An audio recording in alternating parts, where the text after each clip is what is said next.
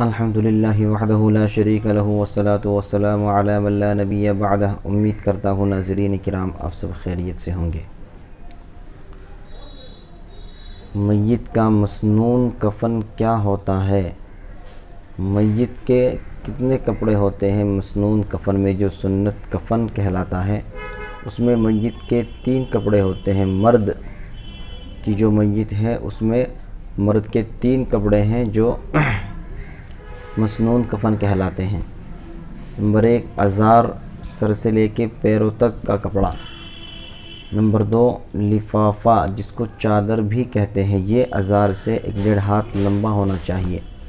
Number 3 قمیص یعنی کرتا، بغیر آستین اور بغیر کلی کا۔ یہ 3 کپڑے ہیں جو مرد میت کے مسنون کفن کہلاتے ہیں۔ اب میت کو کفنانے کا طریقہ کیا ہے؟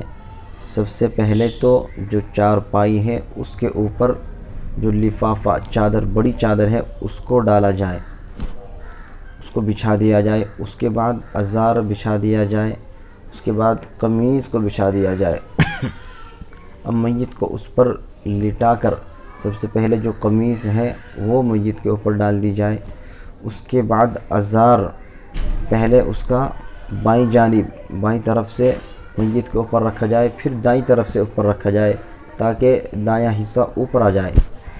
بالکل اسی طریقے سے رہ گئی چادر یعنی لفافہ، وہ بھی پہلے بایاں حصہ اس کا میت کے اوپر رکھا جائے، پھر دایاں حصہ اس کا میت کے اوپر رکھا جائے۔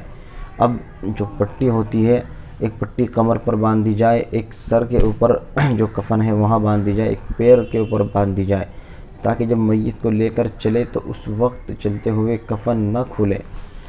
اس کے علاوہ جو ایک اور چادر میت کے اوپر ڈالی، چارپائی کے اوپر ڈالی جاتی ہے، وہ کفن میں شامل نہیں ہے۔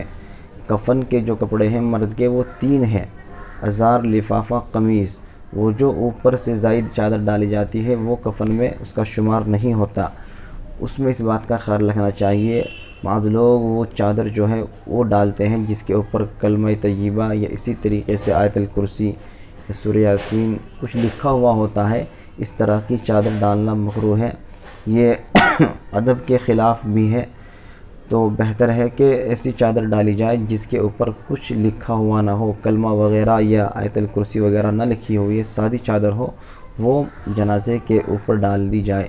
اللہ تبارک و تعالی ہمیں دین کی صحیح سمجھ عطا فرمائے۔ وآخر دعوانا ان الحمد للہ رب العالمین۔